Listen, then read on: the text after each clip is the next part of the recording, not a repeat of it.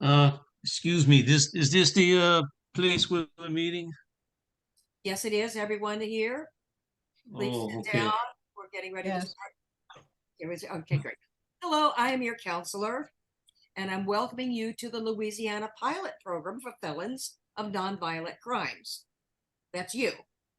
And each of you in this program was arrested and indicted, and all of you opted for house arrest while your cases are being decided by the courts. This program was developed because of the overcrowding of our prisons, and it's set up to give you a chance to come to terms with your crimes and through the mercy of the court to have your record scrubbed once you have demonstrated understanding and remorse for your antisocial behavior. All of you elected to wear an ankle bracelet and stay housed at your domicile, so you're still able to work from home. Should you complete the program successfully, there will be no stain on your record, and you will be freed of the ankle bracelets and able to resume a normal life. So if at any time you decide you would rather leave this program and go to jail, your choice will be to accept your punishment instead of rehabilitation, and that will be accepted by the courts. So what we're going to do is we only have 15 minutes, and I'm going to ask each one of you what you did and why you did it. I actually have a record of why you did what you did. So starting with you, John, according to this, you are a con man and you rip off women. There were 53 complaints against you. It's not exactly how it goes, counselor. By the way, you got a lovely voice. I'd like to see that face of yours. You're probably hot. Even if I were hot, John, you think I'd want to hang around a guy like you? What they do is take money from women? No thanks. And also, just to let you guys know, I'm called counselor and not my real name. I'm Dr. Somebody, but I'm not going to say what because I don't want to be in a position where if this program should fail, that you would have an opportunity to know who I am and come after me. Clear? Okay, so back to you, John. You've got, as I said, 53 complaints, and God knows how many people you ripped off and they didn't complain because they were too embarrassed. Love can make people blind, counselor. And all 53 women, I very much can say I was in love with them. And I think it took a toll on their feelings and impaired their judgment a little bit, counselor.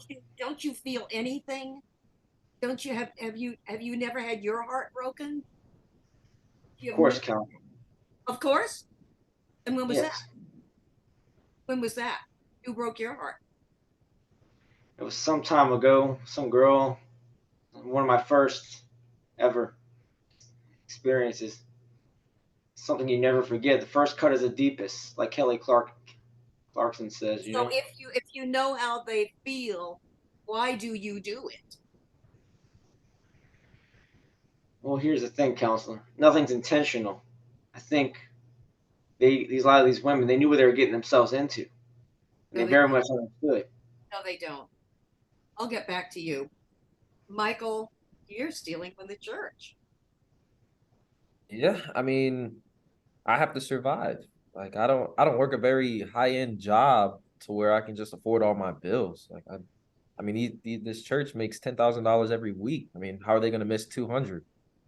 So if you're a smart guy, why aren't you making more money? Why aren't you finding a high-end job? Or Uh, even better, cutting down on your expenses so you can afford to live in what you make. but I'm already scraping to get by, counselor. Like it's hard out here. Like this church, it's so big in the South that I mean, it's not going to miss $200 every other week or every week. I mean, these people are just giving money to the church, and the church is surviving fine. Why can't I? I deserve to. The church has reported you to the police. You were indicted. That's why you're here.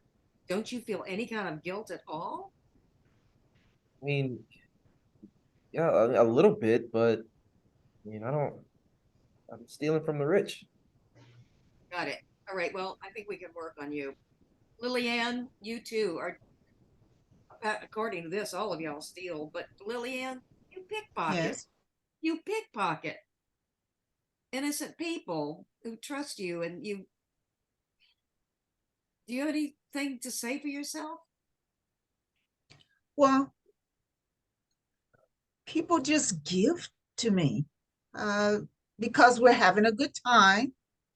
And the only time I took money was when they made a promise to me.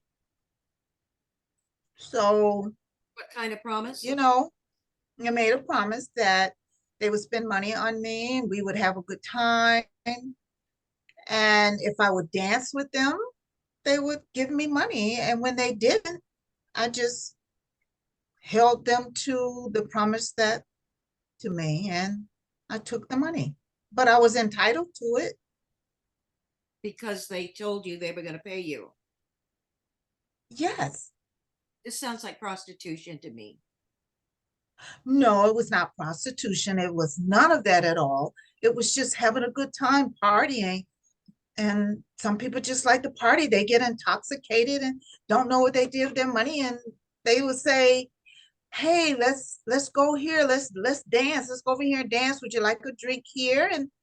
And they would spend money on meals. I went to elaborate places and they needed to have money. And sometimes I would just help them spend the money Leanne, because they would be so intoxicated. Leanne, You know, they would give me their wallet and say, pay for this. That's what I did. quiet. Prostitution doesn't necessarily involve genital contact.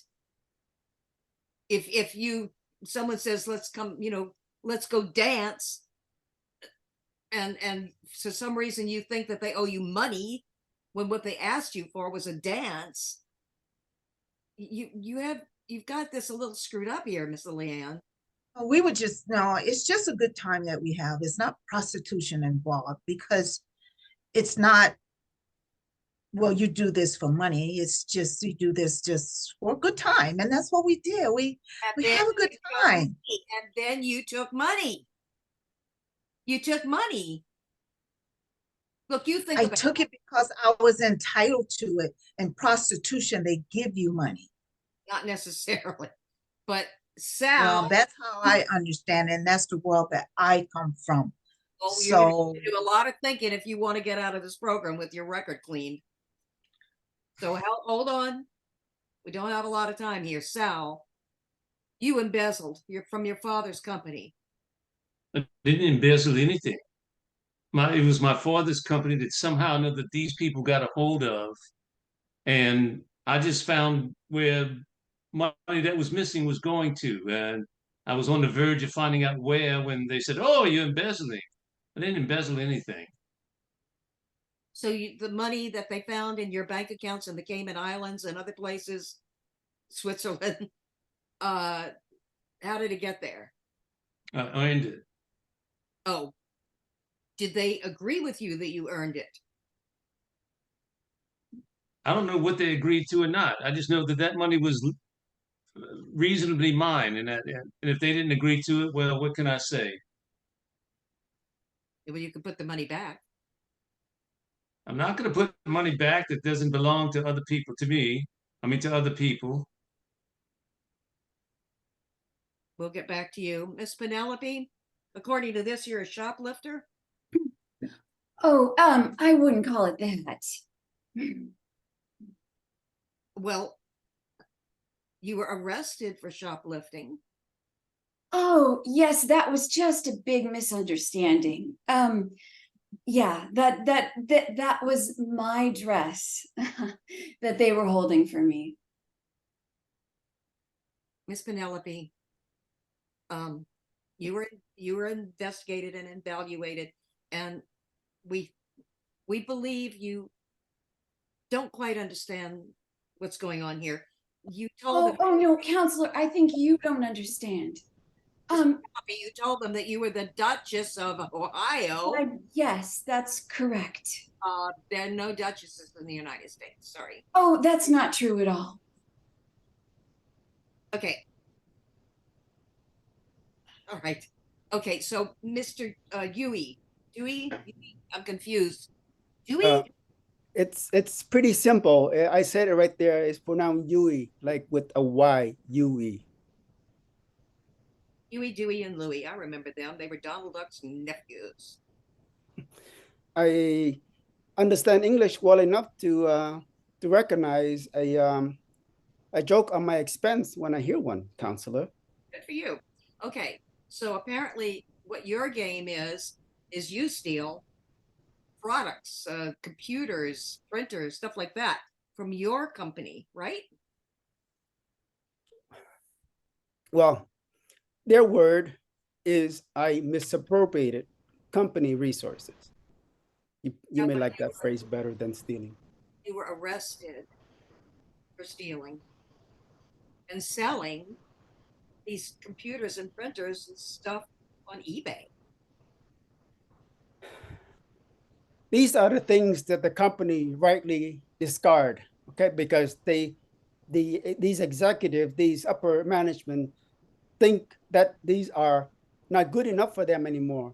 Like they want the latest and greatest. So they give them to me because I work in IT, and they say, here, there's something wrong with my laptop from last year. I just ordered last year, but no, they want the latest version. So they say, here's something wrong with it. Order me a new one. I'm very confused why, just because these people want new product and you do supply it to them, don't you? Well, I ordered them, company pay for it, but they throw away these things. They say, I don't care what you do with this. I want my new one, and throw it away. So instead of wasteful throwing away, I sell them. I fix them. I sell them.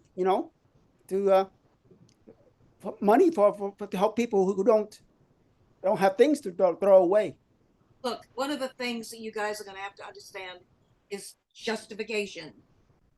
You know how each one of you has taken your particular situation and you've turned it around to make it so that you feel you're in the right and that you're not guilty, but you're guilty according to the law. Have you thought about that? The way I see, there's a lot of loopholes in these laws that the executive have no problem taking advantage of. Well, I'll tell you what, I have you guys for 8 weeks. We're going to talk about this. We're going to see if we can come to terms. I know it's not a lot of time, but we're going to find a way to come to terms with this. Maybe you can help each other understand things better. So until then, till I see you next time, try not to rip off other people, okay? Right. Cool.